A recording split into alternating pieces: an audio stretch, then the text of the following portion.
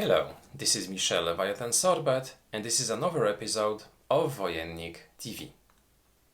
Have you ever wondered how an encounter between D'Artagnan, one of the Alexandre Dumas heroes, and Wołodyjowski, one of the heroes of the Henryk Sienkiewicz trilogy, would look like?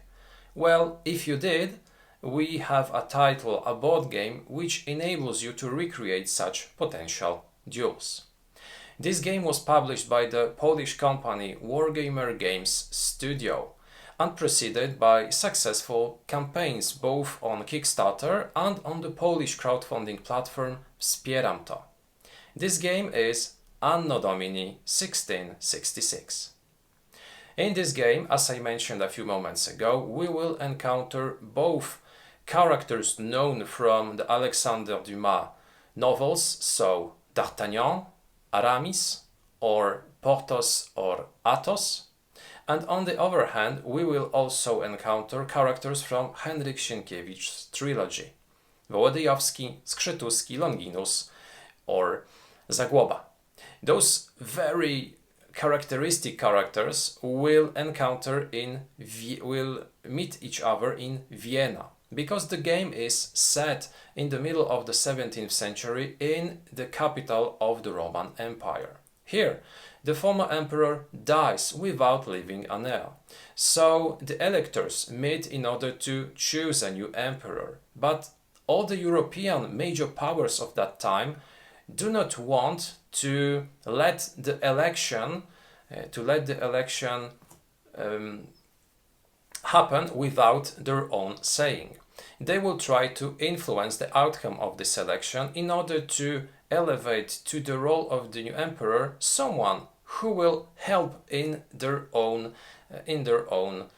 ambitions.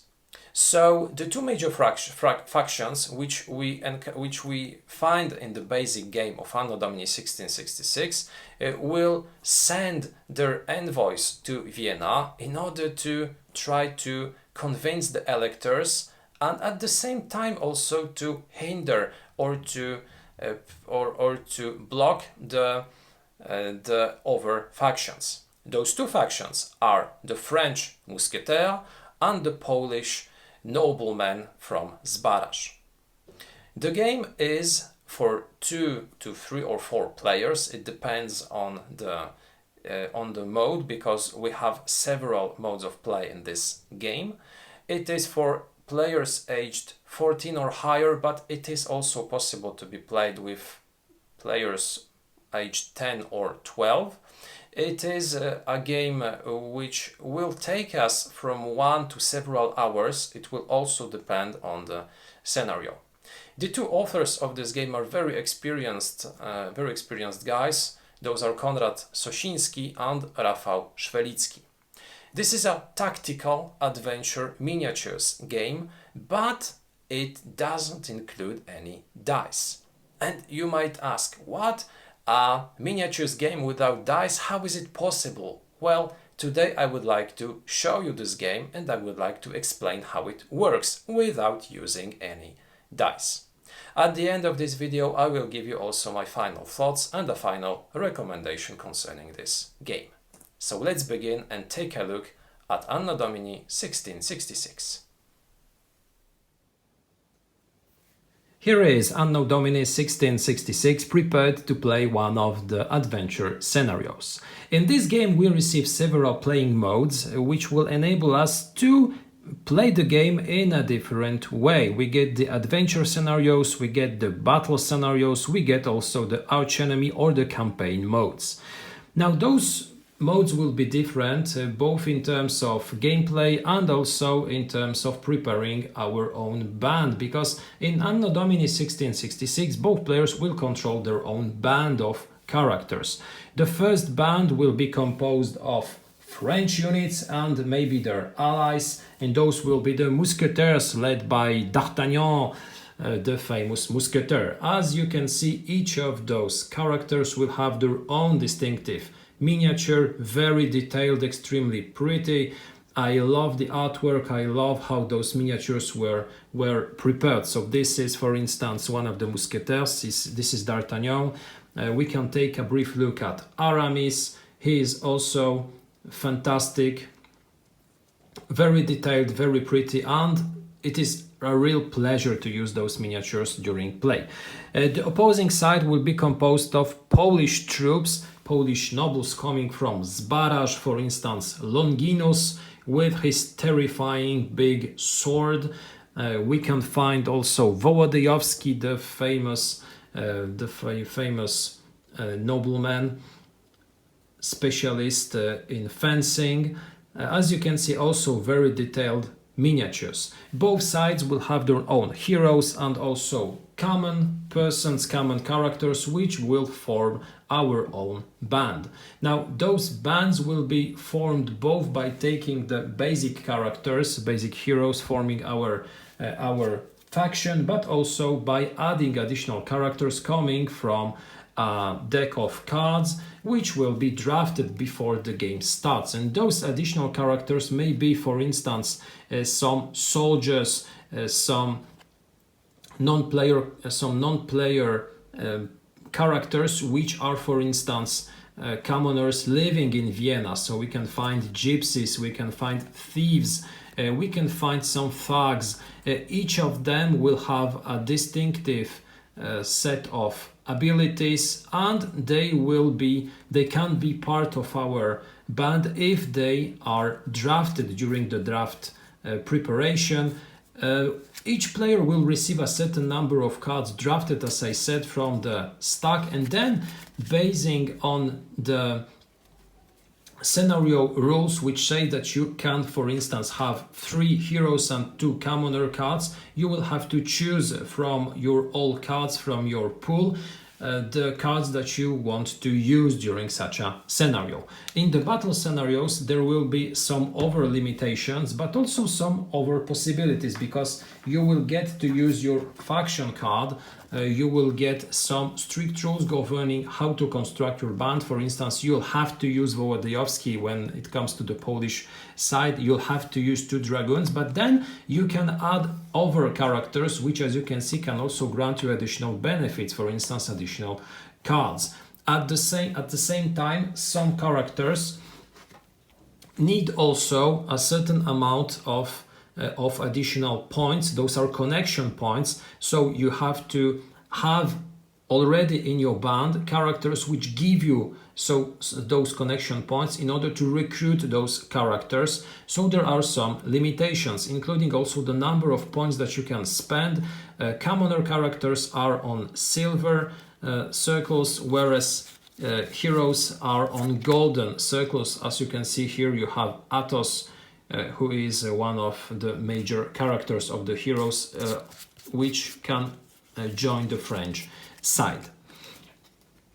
Now, each of those characters will have their own miniature and their own card, and those cards have a lot of information on them. Let's take a brief look at one of those cards, for instance, on the Wołodyjowski card. Now, each of those cards will have their own name, also a character and a gender, because some abilities will work against characters of an opposite or of the same sex. You'll get the information about the faction, about the type of character. As I said earlier, this can be a hero or a commoner, the number of connection points that you have to already have in order to recruit such a character when forming your band, additional stats which will tell you what are, for instance, the agility of such a character, the fortitude of such a character, or the strength. So the strength, the agility, the fortitude of such a character, the ability also to use both ranged weapons and close combat weapons, the number of fencing tokens which such a character has. Fencing tokens will be extremely useful because they can be used in order to parry enemy successful attacks and to fight once more during combat. Additionally, each character will have also a certain number of starting equipment, which can be weapons, which can be armor, or some additional things, and also each character has a distinctive list of special abilities. Now, those abilities in the base game are described in the core rulebook. We get somewhere about 38 or 39 of them. I have already presented them in a separate movie where I explained all the basic skills present in the game. So if you're interested in knowing what all of they mean, how they work, you can take a look at this movie. The additional cards received, as I said earlier, are equipment cards. So you, for instance, get weapons, you get also armor, which will tell you what will be the additional amount of damage inflicted to opponents when scoring hits, what type of weapon it is, or maybe from which type of attacks such an armor can protect you. Each character can also receive additional equipment using kreuzers, because constructing your band will also mean adding additional equipment apart starting one.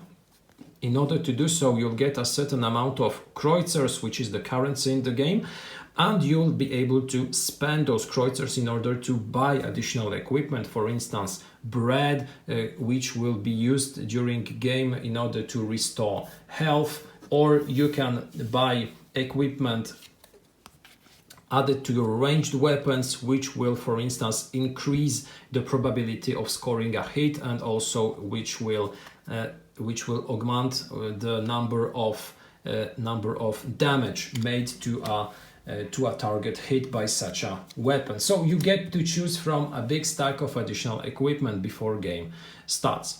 Before game starts, you also have to prepare the playing area, so place all the additional elements on the board, place the doors where they should stand, because on some terrain features you get doors, you get windows. It is possible to pass through windows during the game, to close, to open doors, etc.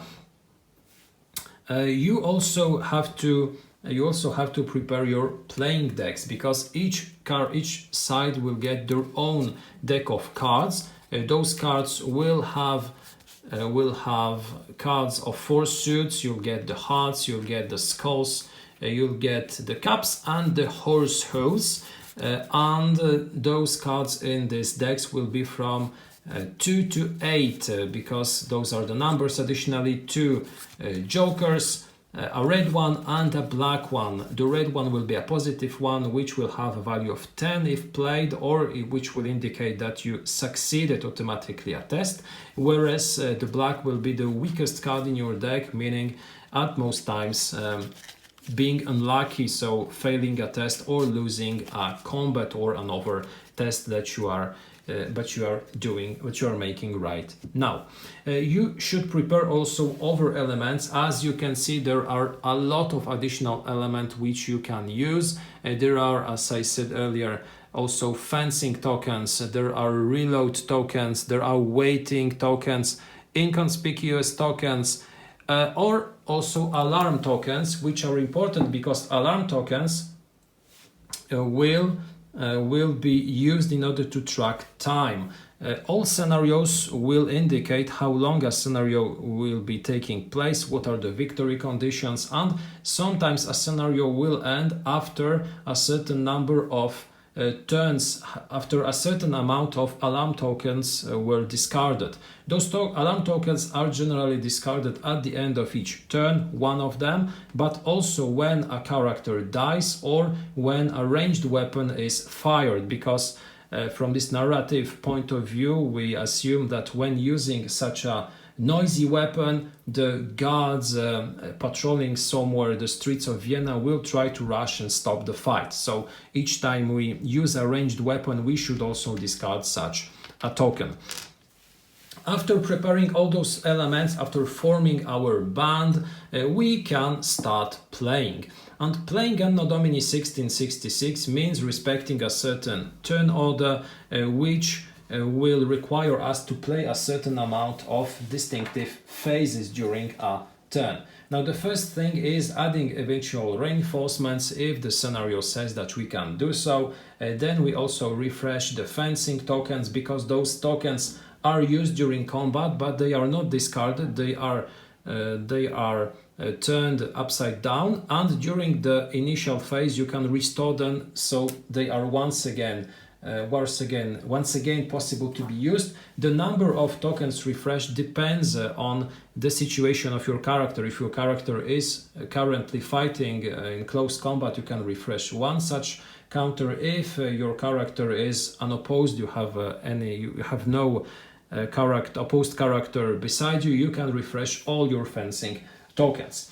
After doing so, you pass to the card phase. Each player will draw a certain number of cards from their deck, depending on the rules of the scenario, and then you pass to the initiative phase, which is the first time during a turn when you will make a test, and this will be an opposed test, because Anno Domini 1666 is using a mechanics which is called testing, and those tests will be using your card decks. Now, how those two types of tests work? The first one is an opposed test, and the second one is an unopposed test. In an unopposed test, which is used, for instance, for ranged combat, you will be just using your cards without comparing those cards to your opponent's cards, so only your deck will be used.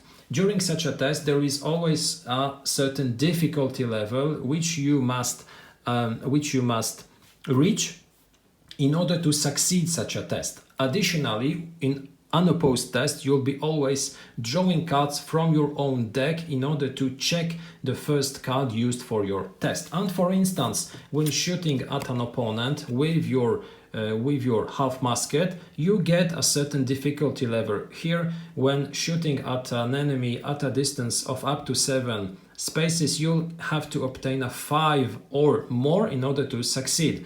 If the distance at which you shot is higher, but it is not higher than 14, you have to obtain a 7 or higher in order to succeed during such a test. So when doing such a test, we draw one card from our deck and we check its value. You have to obtain, as I said earlier, a certain number which is at least equal to the difficulty level.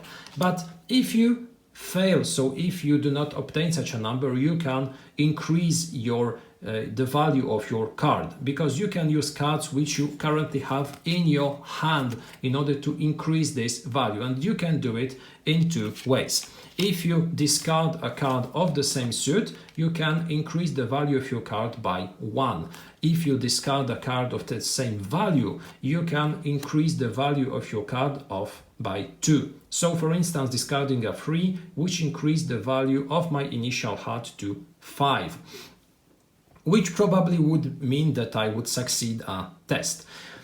I can use several cards, so for instance here I could increase the value of my card by 3 using those 2 cards. I would obtain a final 6. If we succeed in such a test, well, we just make what things were supposed to happen. If we fail, nothing happens, or sometimes some negative things happen, because if we fail by a certain amount, we get unlucky and some bad things can happen. Now, during the initiative phase, both players will play an unopposed test, which is different because both players will be using their own decks in order to compare the final value of their cards. In contrast to an unopposed test, the players can choose to play their cards or from their deck or from their hand, so they can choose a card which they currently hold in their hand. After playing their first card, they compare the value, and now the players have the opportunity to increase the value of those cards by playing additional cards from their hand. If they do so, well, the rules of increasing the value are just the same as they were in unopposed tests. Finally, one of the sides will probably be the winner, will have a bigger final value. This side will be the winner. And in the initiative phase, the side winning this opposed test will get the initiative for the entire turn and will decide who activates their character first, and also who who starts the battle phase, first. So he'll get to decide in which order the activations will be taking place.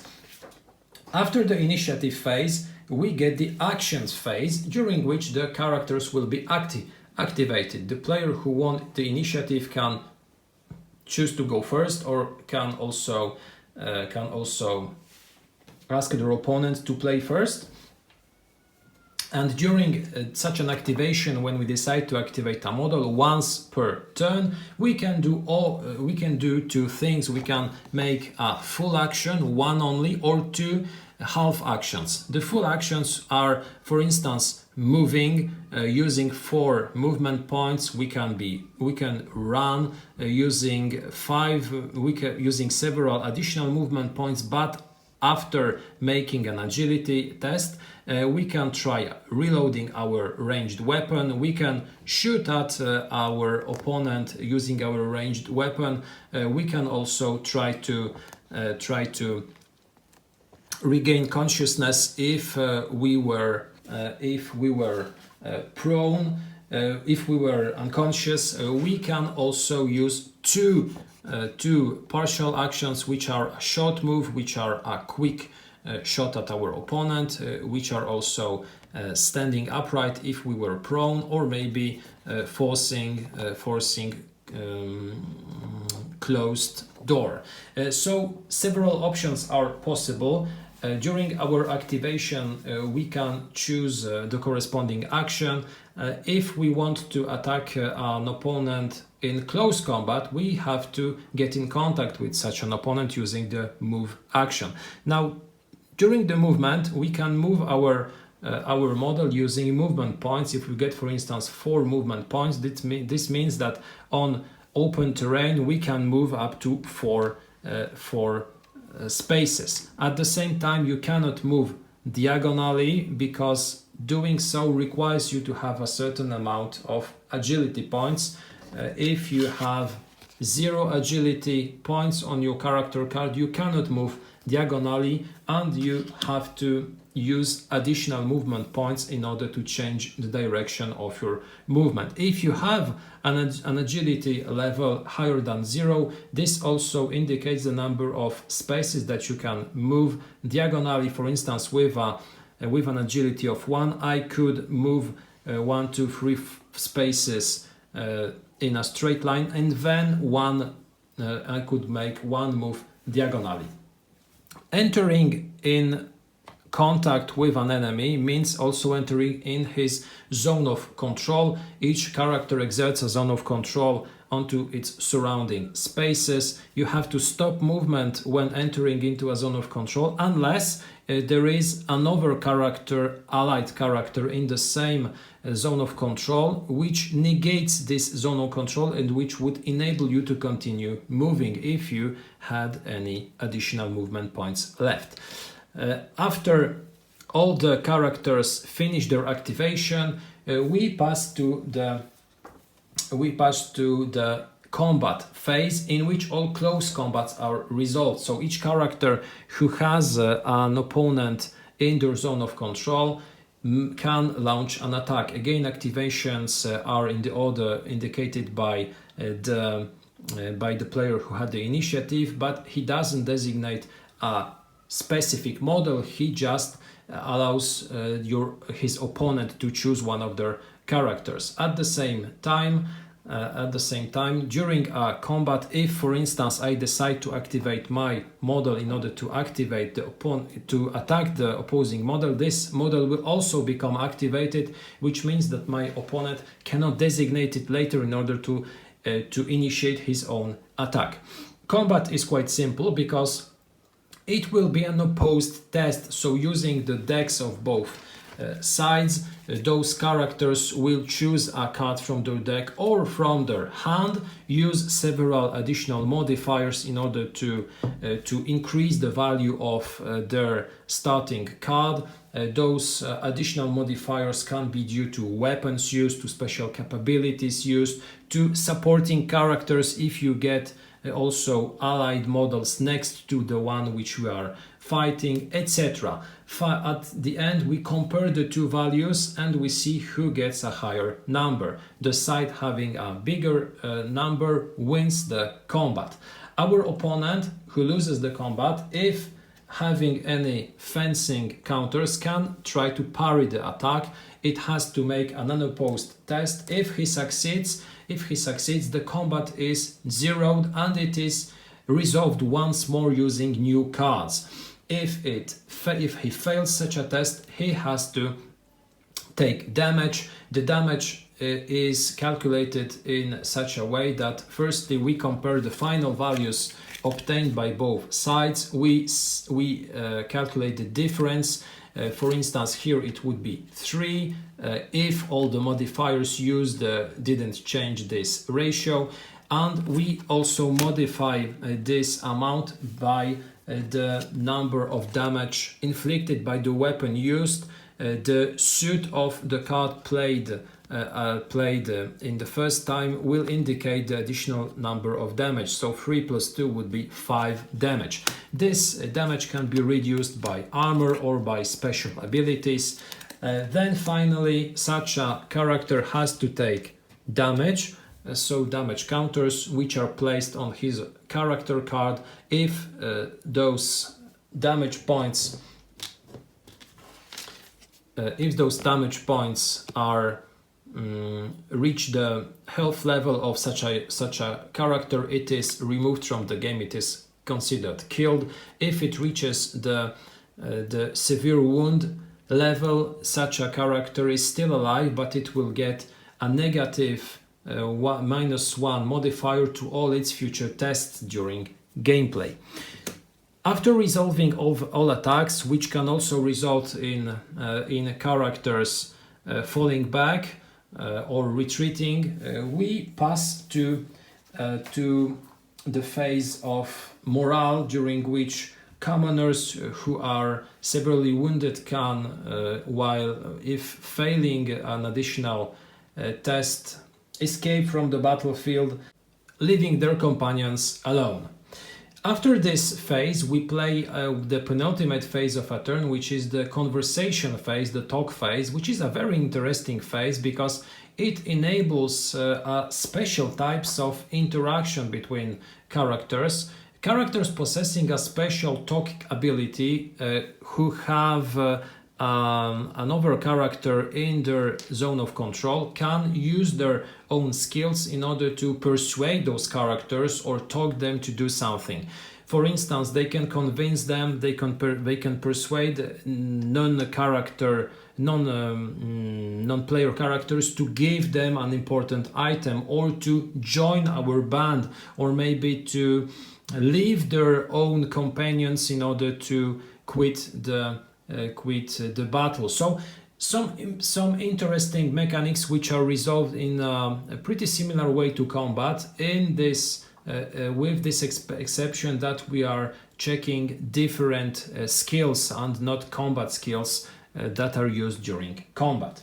After resolving this interesting phase, we pass on to the end of turn phase, during which we reset some elements and we also discard one of the alarm tokens which are used to track time.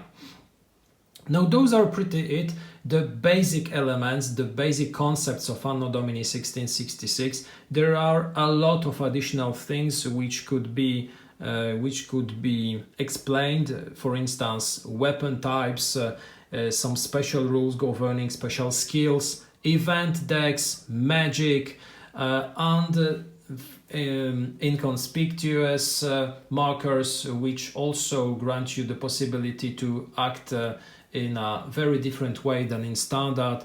Waiting, which enables you to acquire overwatch markers who can be used during an opponent's activation in order to react. But rather than explaining all those detailed elements, which are really extremely complex, I prefer now to pass to my final thoughts. I would like to briefly explain how I felt while playing this game, what I liked in it, and what I think are its strong but also a little bit weaker points. So let's pass now to the final thoughts and to my final recommendation. Anno Domini 1666 is an extremely ambitious project. This is a game which is a mix of a classic board game and of a miniatures game. So sometimes we can find an information that this is a tactical adventure miniatures game. This is one of the reasons why this project and this game can interest a lot of people. Not only board gamers, but also war gamers, also people who like miniature games. And when looking at the components which are inside of the core edition of Anno Domini 1666, we can say that this is a very high quality design. The miniatures are really of a high standard and they look terrific. You can just grab them from the box, place them on the game board and start playing. But if you prefer to paint miniatures, Anno Domini 1666 is also a great product for you. And believe me, the miniatures which are painted, which are finished, which are colorized, look really gorgeous. So you will find in this game something for you. Even if you do not like board games and you still like miniature games, this will be a product which can suit you. I think that this is one of the reasons why this project attracted such a lot of interest during its campaigns. When speaking of strong points of this game, apart the quality of what you receive, because this is quite obvious, the models are terrific, are very pretty, at the same time each of them is very detailed, it is also very evocative. We must say a few words, I would like to say a few words about the setting, because the idea of doing a crossover between the world created by Alexandre Dumas in the 3 or 4 Musketeers, if you prefer, and at the same time of the world created by Henryk Sienkiewicz in his trilogy is brilliant. I think this is one of the main reasons why this project is such interesting, because it not only enables us to play duels or create situations which would never happen in books or in movies, it is also very evocative. It is something which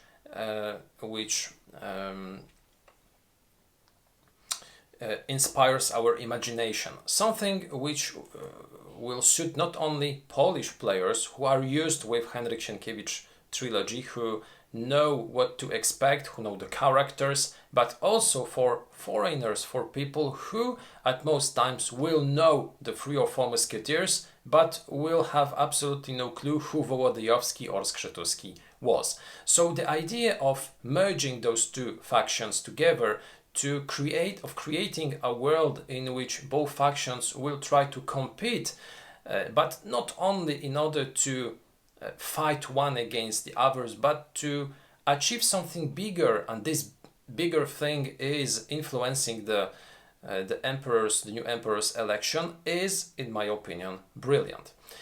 The idea of merging D'Artagnan, Aramis, Porthos and Athos and Skrzytuski, Wołodyjowski, Longinus and Zagłoba is something which not only attracted Polish customers, but also customers abroad. And this is great, because thanks to it, people will also know who Zagłoba was, know who Wołodyjowski was. It will maybe be an inspiration for some people, an invitation for some people to try and read also Henryk Sienkiewicz's trilogy.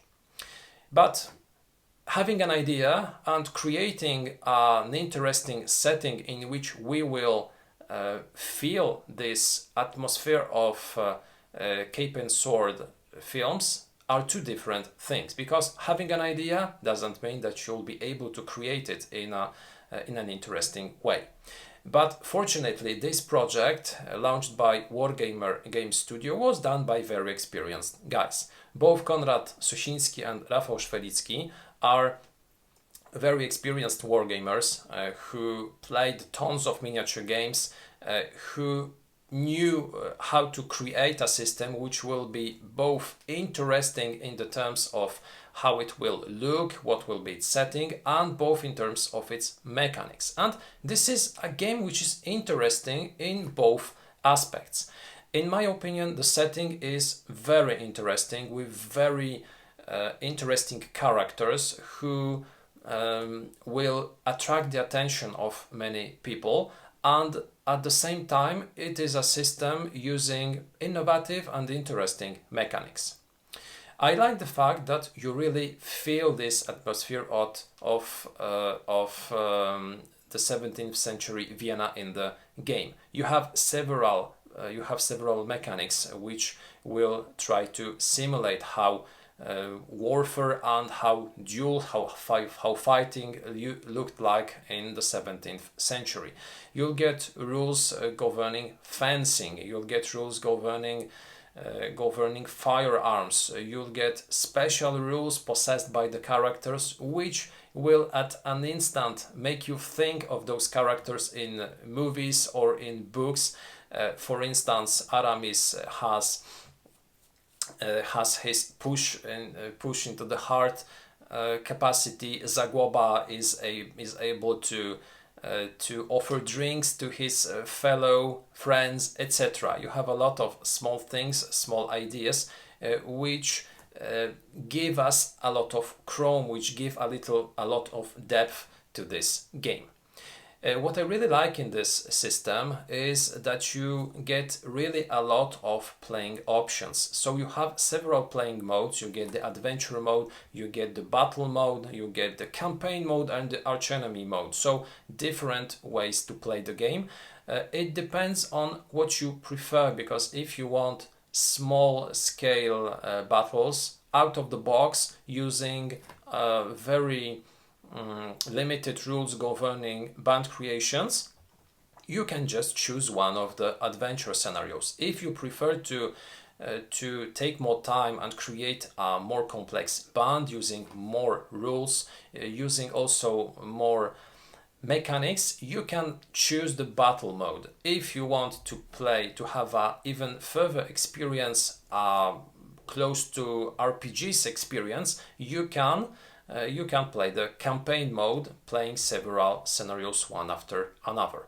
And in each of those modes, you will, in my opinion, find something unique, and they will all be played in a little bit different way. This increases the replay value of Anno Domini 1666. It makes also the system very flexible, because the time of play, the number of mechanics that you want to use in the game will be different, and they can be tailored to your needs. What I really like also is the fact that the mechanics proposed by the authors give us a dynamic game with a great flow. The player turns will not be very long, and the mutual activations will mean that each player will have an activation during which our opponent will not scratch his head waiting for his turn. He will first of all observe very carefully what his opponent will be doing, but secondly, thanks to the Overwatch capacity, he'll be also able to respond. Thanks to it, both players will be fully immersed into the game. They will be waiting for their activation, and those activations will not be long. At the game start, when the miniatures are quite away one from another, at most times the major actions used will be moving, maybe trying to maneuver in such a way to occupy a place which will enable you to react to your opponent's movement, maybe use your Overwatch action and shoot in reaction or doing something more. So placing yourselves, your miniatures in strategical spots. But when the game progresses, the turns will become a little longer, especially when you reach the stage of the game when duels will begin to happen. Because fights in this game will be very intense. They will sometimes and they will sometimes last not 1 but 2 or 3 or even 4 rounds because of the parry system. I like this idea, I like this mechanic in this game because it simulates in some way how duels looked like in the 17th century. You might be good at fencing, you might take the upper hand during the initial stage of a duel, but then your opponent can parry your very powerful attack and launch a counter attack. So using those fencing tokens is one of the most important strategical elements in the game. Using them wisely is a thing which will enable you at most times to avoid being wounded or killed, and it will help you to counterattack and maybe to wound your opponent. I like the fact that the scenarios which I said are very different one from another will not concentrate at most times in killing your opponents, because there are many war games, there are many miniature games in which the objectives of both sides will be very straightforward and they will be just slaying your opponents. But here in Anno Domini 1666, killing, wounding your opponents, making them flee is not the only solution, it's not your only objective. Very often you will win not by killing your opponents but by acquiring a very precious item or escorting someone or accomplishing other objectives. And I like it a lot because thanks to it, this game has an additional depth. It is not just a game in which you will try to launch attacks and destroy your opponents. This is very simplistic, this is very straightforward. I prefer games in which you will have to use your characters, use your assets in such a way to maximize their strong points, to find synergies between your models and accomplishing objectives which require cooperation between your models. So sometimes you will form an element which will be a striking element. So for instance, you will group 3 models and launch them in order to distract your opponent, in order to attack your opponents and force him to concentrate on those models, meanwhile sending your other models to accomplish your objective. So as I said a few moments ago, choosing wisely your band and then searching for connections, for synergies between those models, and then also giving those models during gameplay objectives which are well suited to their strong and weaker points is key to victory. An obvious but strong point of this game is also the fact that this is a system which has a huge potential to be fully enhanced. At this point you already have the core game and several expansions. But this is not all. You still have the opportunity to try other factions. You get to explore all the mystical elements which are added to the game, so we can play using demons or other monsters. You can play, as I said, also other factions, not only the Poles and the French. You get the very interesting Ottoman faction. So a lot of things is going on in this universe and it is far from being finished. If the game is successful, if it still attracts the attention of additional players, it has a great potential. It has a very bright future before it. I really hope it does.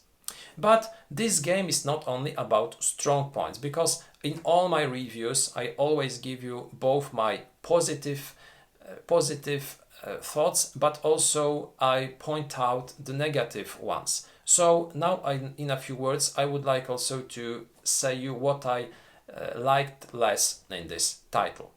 At the beginning of this conclusion I said that the quality of the elements that you find in the box of Anno Domini 1666 is really top notch.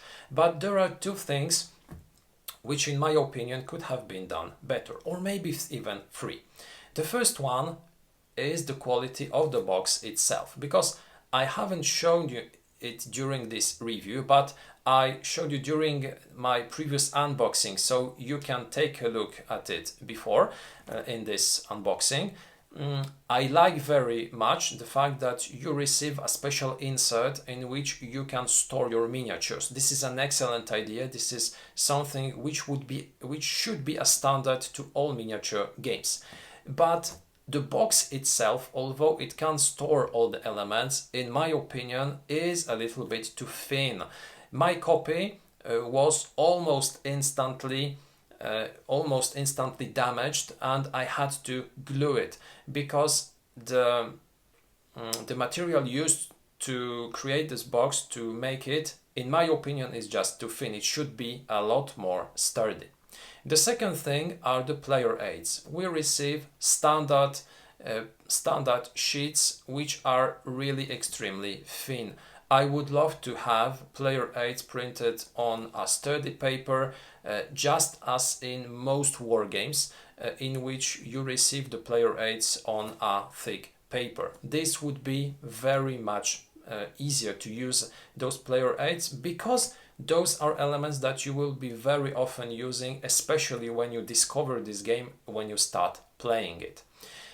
The third thing is, in my opinion, the rulebook.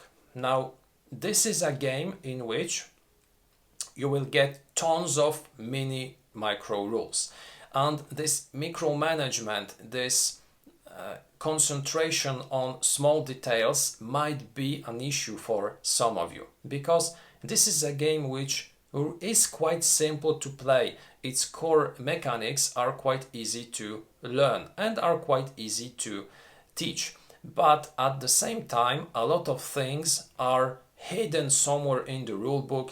They are also part of the extremely long list of special skills, and I do not have absolutely nothing against a big set of additional skills. It is a part of the game, but the rulebook itself, in my opinion, should be written in a much clearer way. Here, looking at the number of questions asked on Board Game Geek, or at the fact that you already have a frequently asked questions prepared, and also at the differences between the player aid and the rulebook, because there are some differences, I must say that this rulebook is not the most clear that I have seen. Some rules which are really important are not well presented. You do not have an additional aid which will, for instance, group the tests which you can take during the game, because, for instance, if you want to run, you have to pass an agility test, but the information about the difficulty level of such a test is hidden somewhere in a long paragraph composed of 10 or 11 lines. The same applies, for instance, to the test concerning parrying or other tests, and those tests are not extremely simple, because in different tests you will be testing different abilities, you will be testing different parameters, and having all those information maybe in a different player aid would extremely help to play the game. Now you always have to search for the rules somewhere in the rule book, then look for the difficulty level, or look at the capacities that you have to use to pass such a test. Well, this is an issue and a thing that might be a problem for people who want to start playing the game, because, as I said earlier, the game itself is quite easy. It is pretty straightforward, but starting playing after reading this rule book might be really a challenge. What is also a thing which now deserves a few words is the battle resolution system, because at the start of this video I have told you that this game is a miniatures game which doesn't use dice, and this is something unique. So the battle resolution system is based on card draws and not card plays, and in my opinion it is a very interesting mechanic. I like the battle resolution system. I find that this is interesting. It is it is evocative, but at the same time it tends to be random. And now battle resolution systems using dice are always random, even if you have tons of modifiers, even if you have CRTs constructed in such a way that this randomness is being mitigated. But in this system, when you decide to play a card and increase its value, or play a card from the stack, the randomness will sometimes be a thing which will determine the outcome of very important tests. If you fight against an enemy, preparing your battle, so stocking in your hand strong cards and also cards which will enable you to increase your attack value, and then your opponent just plays a card from his deck randomly and he gets a red joker. This is something which is quite frustrating from time to time. Sometimes this will cause your heroes to die, to be wounded, and you won't be feeling that this is due to your mistakes or this is due to the superior combat skills of your opponent. You will just feel unlucky. And this is, in my opinion, a major issue with most miniature games, and in Anno Domini 1666, even without using dice, it will still be present. Of course, you might say, well, you have the fencing tokens, you can mitigate this risk. But even using fencing tokens doesn't mean that you will be automatically parrying your enemy's attack, because you have to pass a test. And if you draw poorly, then again, the random distribution and the randomness of cards will determine the outcome of such a battle. So sometimes the randomness due to those card draws, due to those card plays, will be frustrating. Is this a major issue? I would say no, because the system itself is such interesting, such fresh, and at the same time such dynamic, that this is something that you just have to take into consideration and not be too bothered by the sometimes random results of fights. Concluding, Anno Domini 1666 is an extremely ambitious, extremely interesting project, thanks to which you can try to fight duels between the heroes of Alexandre Dumas novels and Henryk Sienkiewicz novels. So you can fight duels between Wołodyjowski and Aramis, or Athos and Longinus. Very attractive, very high quality design with a lot of beautiful miniatures. A project and a game which will suit both board gamers as well as wargamers or miniature games players, as well as people who like to paint minis. So this will suit a lot of people. A project with a lot of depth, with a great potential to be fully enhanced, with interesting mechanics, with a lot of small rules which you have to always carefully look for during your plays, with a rulebook which could have been written a little better, and with some randomness concerning card plays. But even so, this is such an interesting, such a climatic title that I would strongly recommend you to try it. This was the review of Anno Domini 1666, published by Wargamer Games Studio. Thank you a lot for watching this video. I invite you to take a look at our other videos. We have some unboxings and reviews. We have also information about our channel on our Facebook account. Take also a look at our Instagram account, where we publish board game pictures, and I wish you revisit our channel in some time. Have a fantastic day and see you next time.